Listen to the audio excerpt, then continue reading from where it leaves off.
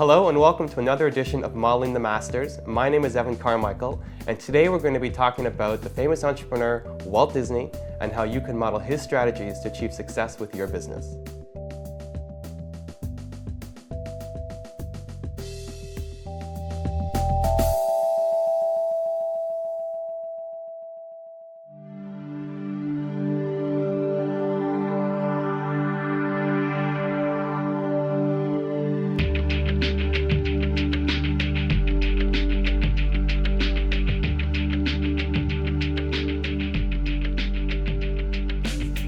Everyone knows Walt Disney for his movies, theme parks, and cast of characters.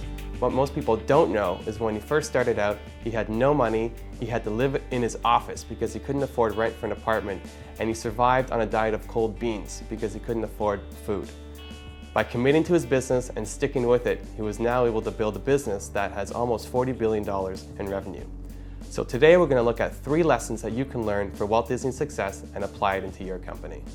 Lesson number 1 is find something that you love. Walt Disney grew up in the early 1900s on a farm in Missouri and developed a passion for drawing. So much so that one of his neighbors actually paid him to draw some cartoons of his horses. When Walt Disney got to school, he found that he was a good student, but he really enjoyed doodling as opposed to paying attention to his teachers. He connected with one of his high school papers and started drawing patriotic cartoons for the school paper. When he was 16, though, he found that school just wasn't for him. So he dropped out, joined the Red Cross, learned to become an ambulance driver, and actually was shipped to France to become an ambulance driver over there. He couldn't lose that passion for drawing and cartooning, and he ended up plastering his ambulance full of different cartoon creations that he had made. People knew him on the street because he was the ambulance driver with all the different cartoons plastered on his ambulance. He decided that cartooning was for him, he was going to be an artist, and he returned to America to start his career as an artist. So lesson number 1 really is make sure you have that strong passion for your business. If you don't really love it, it's going to be hard to succeed as a business owner. If you look at any famous entrepreneur and why they started their business, it wasn't for the money. Money comes when you're really passionate about what you're doing. So think about what is it that you do in your spare time? What do you really enjoy doing? What gets you going in the morning? What are your hobbies? And how can you turn those into a potential business opportunity? Lesson number 2 is push the boundaries. Walt Disney first made his mark in 1934 when he proposed making a feature-length animation, which had never been done before. It was called Snow White.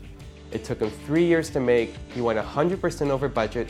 People thought he was crazy for doing it. He ran out of money at the end and had to actually act out the last scenes of the movie for his bankers to get the money he needed to close and finish the movie.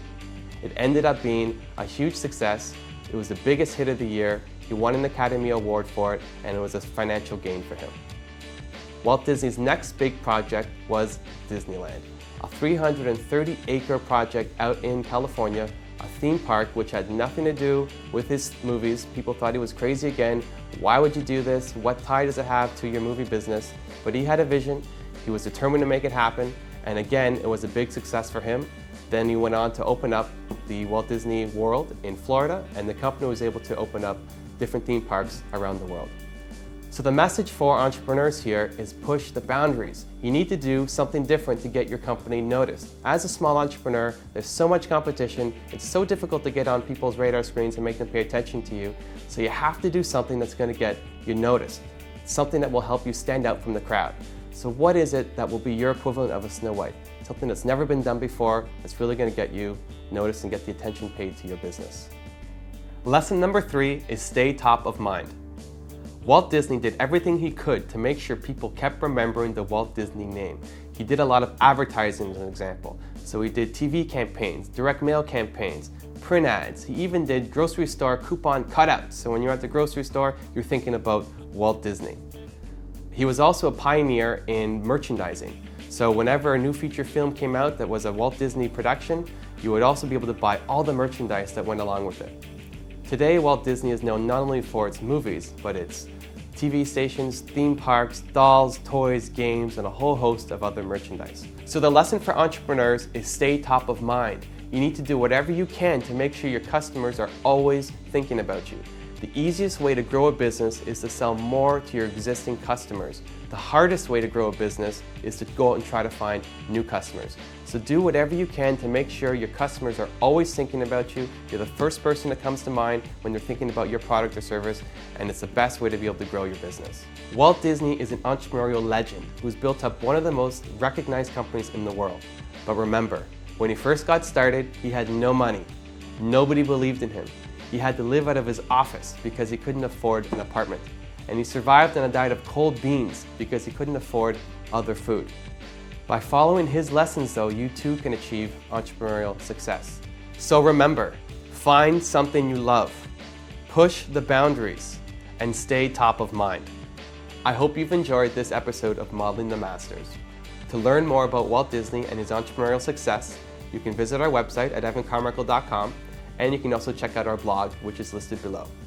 I also want to take this opportunity to thank Phanta Media for the great work they've done in producing this video, and I hope you'll join us for the next episode of Modeling the Masters.